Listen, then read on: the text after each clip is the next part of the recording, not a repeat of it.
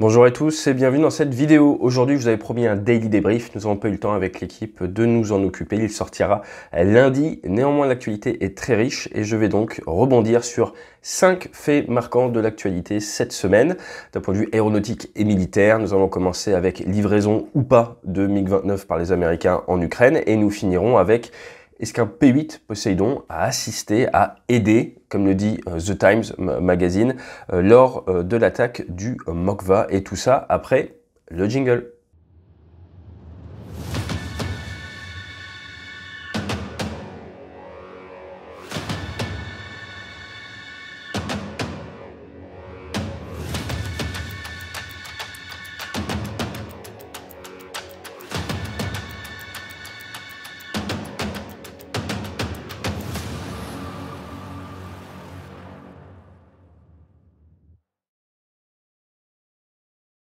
Alors mardi, dans la presse spécialisée, il y a eu un petit drama, si on peut dire. Pourquoi? Parce que John Kirby a annoncé bien, que l'armée de l'air ukrainienne avait reçu des aéronefs additionnels. Là, vous pouvez voir les dépêches, tout ça. Ce qu'il faut bien voir, c'est qu'ils sont repris après derrière, ils ont précisé. À l'heure actuelle, d'après les sources américaines, l'armée de l'air ukrainienne peut mettre en œuvre plus d'avions qu'il y a 15 jours. Grâce à quoi? Grâce à la livraison via la logistique américaine de pièces de rechange, de matériel qui proviennent de pays de l'OTAN qui mettent en œuvre également des avions comme les Ukrainiens. Donc on parle de Sukhoi 27 ou de MiG-29, probablement, très probablement, de pièces de MiG-29. Donc à l'heure actuelle, l'armée de l'air ukrainienne peut mettre en œuvre apparemment plus d'une vingtaine de jets, sachant qu'ils ont commencé la guerre avec une cinquantaine de MiG-29, avec à peu près une trentaine de Sukhoi 27. Donc il y a une augmentation de la capacité de l'armée de l'air ukrainienne grâce à la logistique qui est mise en œuvre par les Américains, qui permet de prendre des pièces d'autres MiG-29 apparemment, et de les amener à bonne destination pour pouvoir remettre en état des avions cassés, ou alors rendre opérationnels des avions qui avaient été vampirisés, sur lesquels on avait dû prendre du matériel qui manquait, peut-être des réacteurs, des choses comme ça.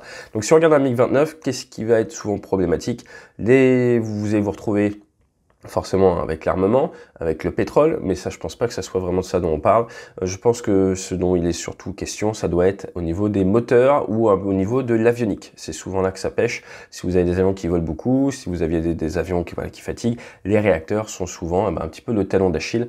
Donc il est probable qu'il y ait ces points.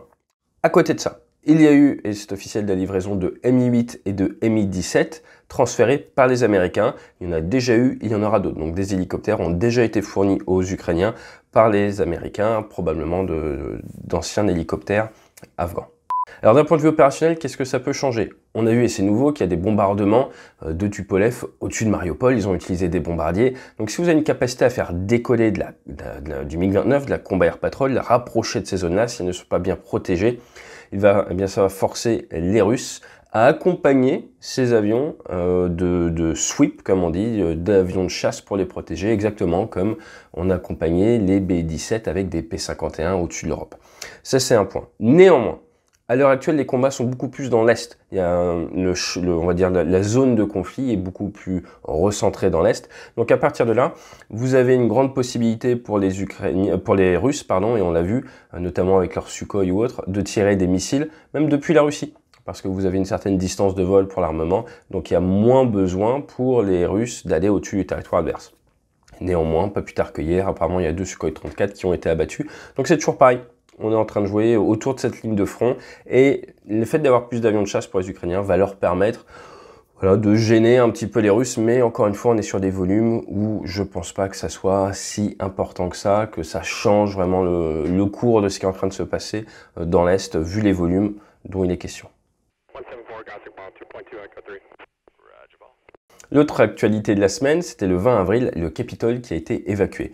Donc, pourquoi c'est intéressant? Tout simplement parce que ça vous permet de voir que même aux États-Unis, en temps de paix, la communication entre le contrôle aérien militaire, le contrôle aérien civil, la sécurité des zones étatiques, c'est pas toujours merveilleux. C'est une chose compliquée de défendre un point. Et là, dans ce cas-là, ça serait un Twin Otter de l'US Army, donc un avion militaire qui avait à son bord les Golden Knights, l'équipe de parachutistes de l'armée américaine qui devaient faire et qui ont fait un saut sur National Park pour le Military Appreciation Day, donc le jour où on remercie les militaires. C'était pour un match de baseball. Et il y a eu évacuation du Capitole. Néanmoins, donc, il y a eu alerte du côté du Capitole, mais il n'y a pas eu de décollage de jet, ni d'interruption du trafic du côté de Washington. Donc ça montre bien qu'il y a des soucis de communication, tout simplement.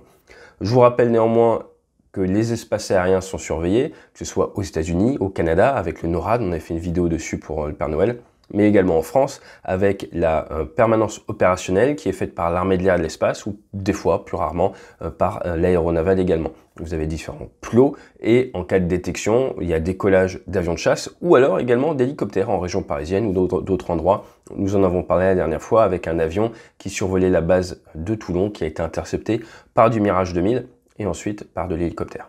Donc dormez en paix, la chasse veille. Autre actualité de la semaine, ce sont des incendies en Russie, et pas n'importe où, à peu près 200 km de Moscou, à Tver, pardon pour la prononciation, dans un laboratoire d'études de la furtivité et des systèmes solaires. Apparemment les S400 sont réfléchis là. Donc vous vous doutez bien que c'est sûrement pas par hasard qu'il y a cet incendie qui aurait fait pas mal de blessés, voire des morts. Et il semblerait également qu'il y ait eu d'autres incendies dans d'autres endroits de plus en plus souvent. Donc première partie de la guerre, il est complètement normal que le pays qui se fasse attaquer encaisse le coup. Deuxième partie de la guerre, voilà, ils essaient de consolider un front, tout ça. Mais la grande difficulté, c'est quoi? C'est que vous avez des Ukrainiens en Russie, comme vous avez des Russes en Ukraine, et à partir de là, quelle politique est-ce que vous mettez en place face à ces personnes qui sont éventuellement des adversaires potentiels? À ma connaissance, il n'y a pas grand-chose qui a été décidé en Russie, pas grand-chose d'annoncé non plus en Ukraine. Beaucoup de binationaux, ce qui pose forcément un souci. Je vous renvoie juste vers ce que les Américains ont fait suite à l'invasion de Pearl Harbor. Par exemple, en Californie, ce sont des camps dans lesquels les Américains ont mis les Japonais, même s'ils étaient également Américains, mais les citoyens japonais. Et nous en reparlerons parce que c'est pas très connu. J'ai eu la chance d'aller visiter un de ces camps en Californie. Ça m'a pas mal bluffé, sachant que les enfants de certaines des personnes prisonnières, parce que c'est prisonniers, hein, dans ces camps, se battaient. Et il y a même eu un Marines qui a reçu la médaille d'honneur du Congrès, dont la mère était internée dans un de ces camps en Californie. Bref, tout ça pour vous dire, c'est très difficile de protéger son pays à partir du moment où il y a ces brassages de population. Quatrième point, les Switchblades. Nous allons parler de ces drones tueurs donc, qui décollent, qui sont un petit peu à sens unique, que l'on avait vu dans certains films. Hein. Je sais que certains d'entre vous trouvent que c'est pas très professionnel de montrer des films. Moi, je trouve que c'est très pédagogique. Donc, on avait vu ça. Hein. Ça sort pas de nulle part. Regardez Hollywood, c'est souvent intéressant. Ils y réfléchissent. Et maintenant, eh bien, on vient d'apprendre qu'il y avait les Phoenix Ghost. C'est du co-développement entre l'US Air Force et Avex. Avex, qui est une société privée, mais qui a été créée par des anciens officiers supérieurs dans l'ISR, donc tout ce qui est intelligence et surveillance. Ils en livreraient à peu près 120. C'est à peu près comme le Switchblade, on n'a pas beaucoup d'informations dessus, mais tout ça pour dire que les Américains auraient fait un processus de développement rapide pour créer encore plus de robots tueurs, hein, de robots suicides comme ça. Ça aurait pris que quelques mois. Alors je dis robots volontairement parce que ce sont des drones, mais voilà, c'est quoi la différence entre un drone et un robot? Vous avez 3 heures, la section commentaires est ouverte.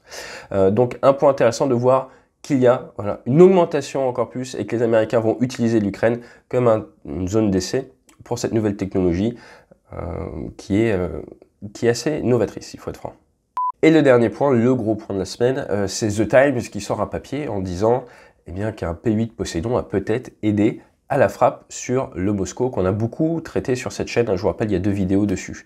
Donc je vous rappelle vite fait les faits. Le navire amiral de la flotte de la mer Noire touché apparemment, d'après les Ukrainiens et les Américains, par 2 P-380 Neptune, qui est endommagé, qui finit par couler lors de son remorquage. Et l'on sait que le 13 avril 2022, décollé de Sigonella, un P-8, donc un avion, c'est le successeur du P-3 Orion, c'est une cellule de 737.